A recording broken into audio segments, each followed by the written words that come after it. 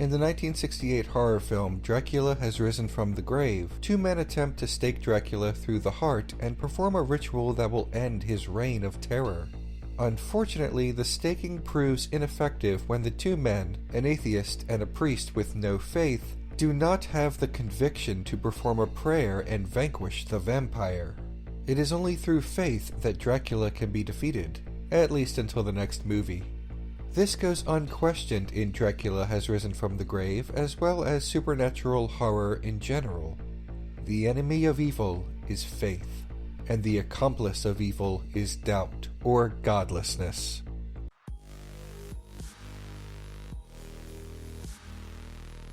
Supernatural horror is a film genre that includes fantastic elements such as ghosts and demons. Supernatural horror can also contain elements of religion. The United States is predominantly Christian in religious ideology. This is also true of the United Kingdom, Canada, and other Western nations that both make and export horror films. Consequently, supernatural horror made in the West is either understood to be existing within Christian ideology implicitly or existing within Christian ideology explicitly through Christian imagery. This does not mean that a horror movie made in the United States can't take imagery from other faiths, but the dominant ideology makes Christianity a default for supernatural horror that deals with the afterlife, spirits, demons, devils, and the power of faith to overcome the antagonist. Supernatural horror from Western origins, being Christian by default, is the product of dominant ideology. Horror often draws upon supernatural beings, and if Christianity is the dominant form of supernaturalism in a culture, said horror will also draw upon Christianity, even if the intent is not to create an inherently religious narrative. Unless contradicted in the text, references to God in supernatural horror is understood by a Christian audience as the Christian God by default. References to the afterlife understood by a Christian audience as the Christian afterlife. References to demons understood by a Christian audience to be in league with the devil from the Bible, etc. Most Christian films are not part of the horror genre. Christian exploitation films like the God's Not Dead trilogy or anything dealing with the rapture more often than not have an evangelical Protestant flavor. Supernatural horror films, however, are more likely to be unmistakably Catholic. Roman Catholicism is steeped in ancient, sometimes foreboding, imagery and has a powerful hierarchical system that is naturally intimidating. There aren't too many horror films in which a family's Presbyterian or Lutheran roots are integral to the plot.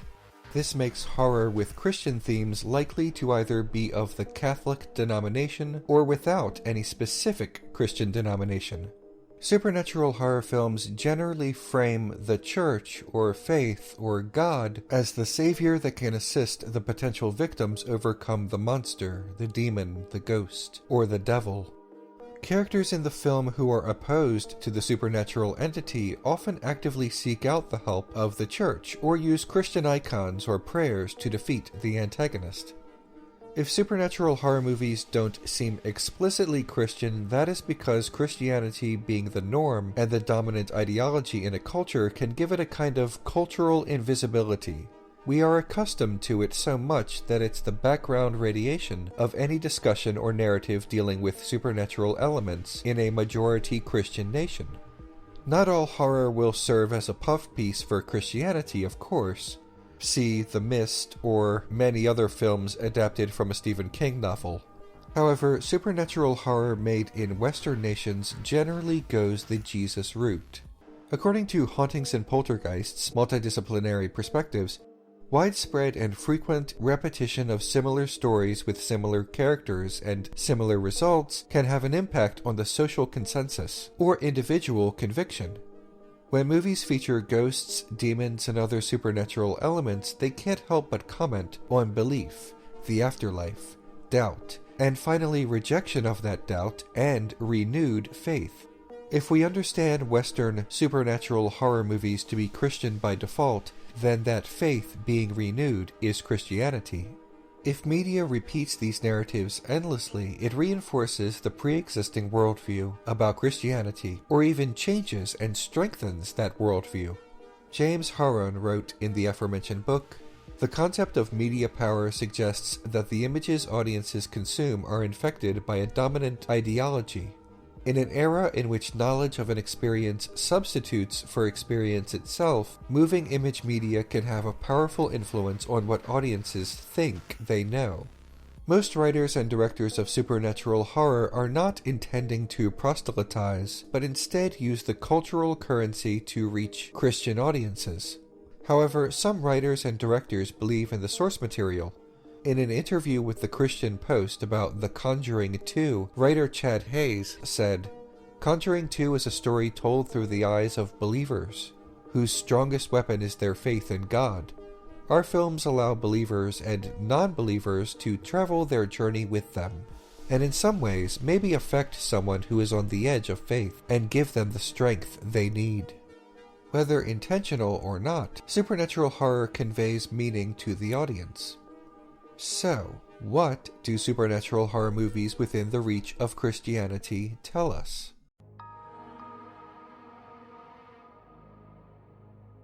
The Conjuring and its related movies are based on the life work of two scam artists, Ed and Lorraine Warren. The films portray the Warrens as actual demon hunters rather than frauds. Though whether the real-life Warrens believed their own fantasies or not is irrelevant to the consequences. In the first Conjuring movie, Ed and Lorraine are summoned to a haunted house. They conclude that the house itself needs an exorcism, so they contact the Catholic Church, but when the priest does not arrive in time, the Warrens dispel the entity themselves. The movie traffics in reactionary right-wing politics, women as vessels of evil, and secular society putting the world in great danger. The Warrens' career focus was educating their followers that no longer believing in the devil is what gives the devil his power, and that disbelief and modern thinking will doom us all. The film ends with this weaponized message to the audience. The devil exists, God exists, and for us, as people, our very destiny hinges on which we decide to follow. When supernatural horror movies falsely claim to be based on true events, they reframe the historical persecution of women and marginalized people who were labeled witches. Under this revision, this warning that witches and dark magic are real, the victims of witch trials are portrayed as having gotten what they deserved. Under this revision, those who the church mistakenly believes have been tempted by the devil into a life of sin actually are what the church says they are.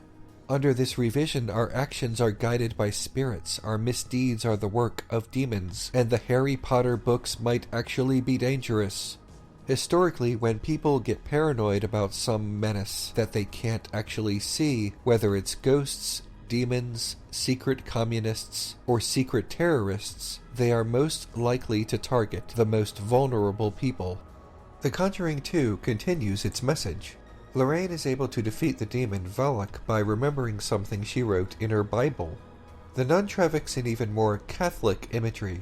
Lest you think the film is anti-Catholic because the nun is the antagonist, the film makes it abundantly clear that the demon in the film is not a nun, but merely appears as a nun to remain undetected in the cloistered religious order. The film begins with the Latin phrase, "God ends here," to describe the demon's resting place.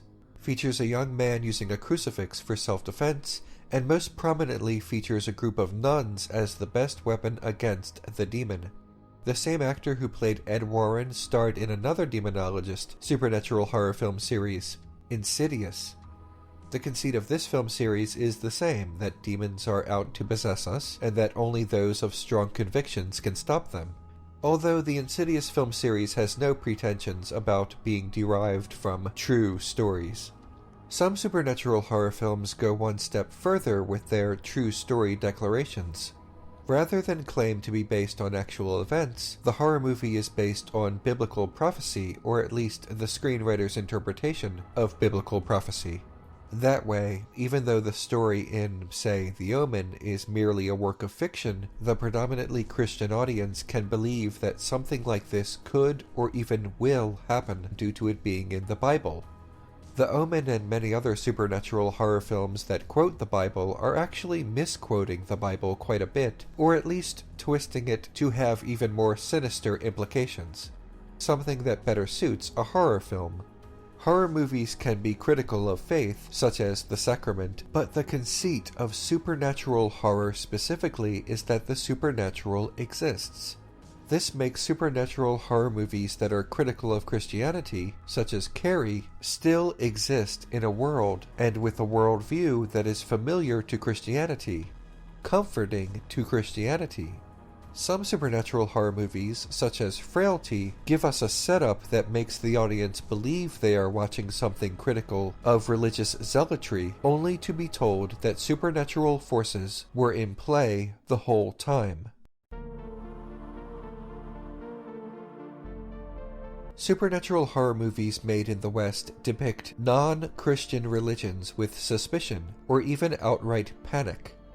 In The Exorcist, Father Merrin learns of Pazuzu. In ancient Mesopotamian religion, Pazuzu was the king of the demons of the wind. In the film, Pazuzu possesses the body of a Christian girl. Pazuzu is not only a demon, but a foreign demon from a foreign religion. The fact that it predates Christianity by thousands of years is a threat to the church and to the audience of the film. Pazuzu must not only be destroyed, he must be destroyed by the Catholic Church, rejected by the church. Movies like The Serpent and the Rainbow depict voodoo as inherently dangerous and frightening. In truth, voodoo is a series of different but interrelated religions which originated in West Africa and became popular in the Caribbean. It's not scary, it's just a common religion in certain parts of the world, but its foreignness makes it scary to the Christian audience. Supernatural horror's most common target is the Church of Satan, depicting adherents as murderers and a cabal that exists only for human sacrifice. The Church of Satan is actually far less sensational and does not teach belief in the devil. Wicca, meaning modern pagan witchcraft, is perhaps the second most frequent antagonist. Horror movies about witches make no differentiation between Wicca and diabolical fantasy black magic, and this purposeful obfuscation has undoubtedly led to some ignorance. Often, devil worship and witchcraft are conflated, or at least joined together as if one serves the other. Midsummer features a superficially pleasant but dangerous cult. Hereditary features a fanatical cult that worships Paimon. The director of both Midsummer and Hereditary is not a Christian, but his films still traffic in the otherness and villainy of unorthodox religions. The Wicker Man depicts a group of pagan fanatics who plan a human sacrifice, but this film is a little more complicated in its messaging about religious zealotry in general. The protagonist, a deeply conservative Christian, is also the subject of criticism by the film, and some interpret the narrative as burning away old conservative ideas. However, most horror films with Christian elements have no such nuance. According to Christian Horror on the compatibility of a biblical worldview and the horror genre, horror movies require an ultimate good to frame evil. Horror is horrific precisely because it is a perversion of something good, pure, normal, right, and/or true. Horror intersects with religion because they both appeal to a supernatural view of the world and grapple with existential questions about life, being, and nature. The problem is that supernatural horror made in Western nations by default frame Christianity as normal and true, and subsequently frame any other religion or lack of religion as abnormal and false. These movies don't only frame life as a battle between good and evil, but a battle between the Christian God and anything that might be opposed to the Christian God. A supernatural horror film almost always has a skeptic, a character who exists in the movie to be proven wrong.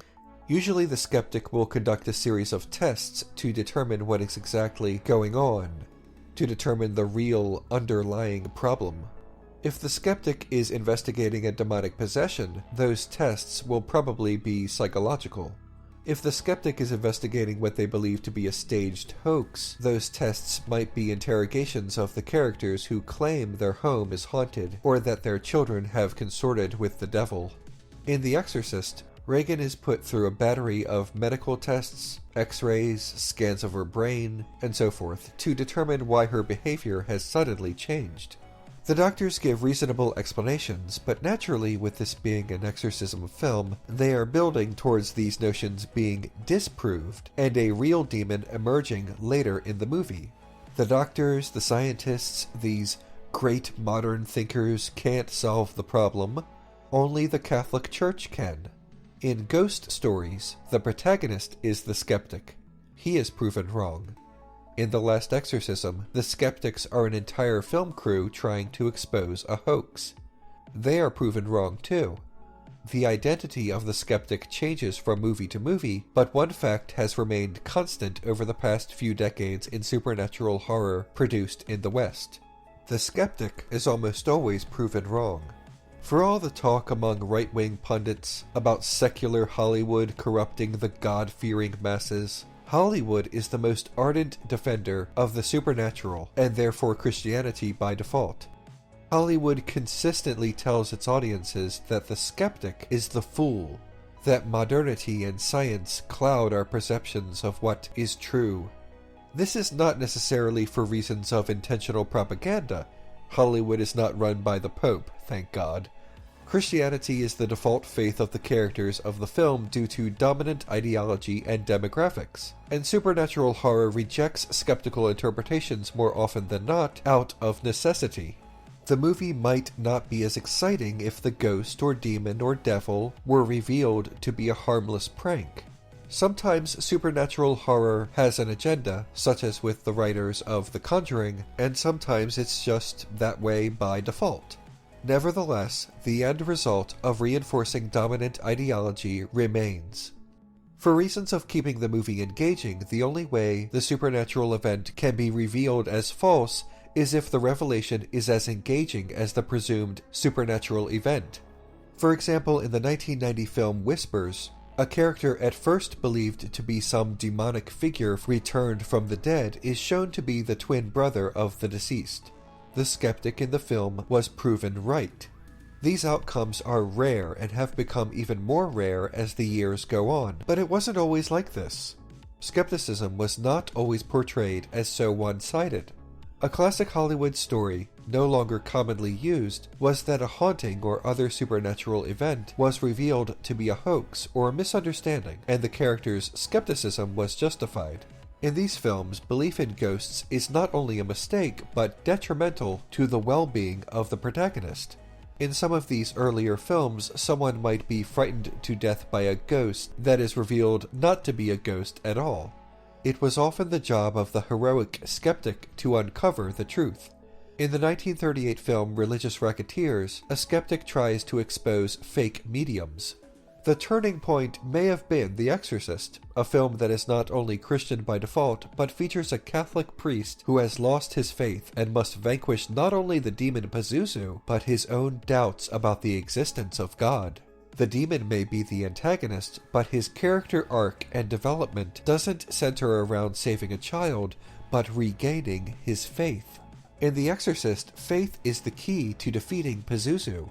His earlier skepticism actually hinders the investigation. It is not only unhelpful, but puts Regan in greater risk by not performing the exorcism.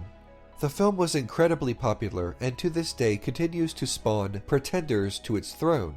Atheism as an obstacle to victory is a recurring theme in supernatural horror movies.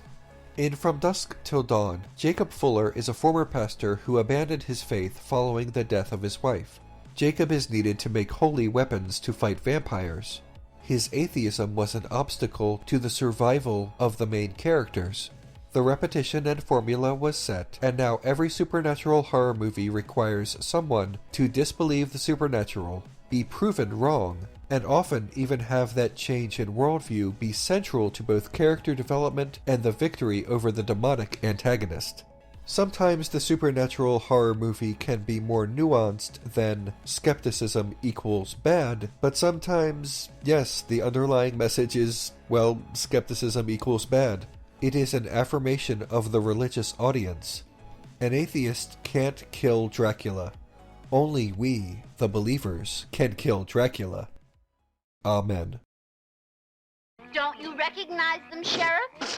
As soon as we clean him up, I'm sure you'll recognize him. There. Look familiar? Uncle Stewart! Just as we thought. It's the curator! Professor High White!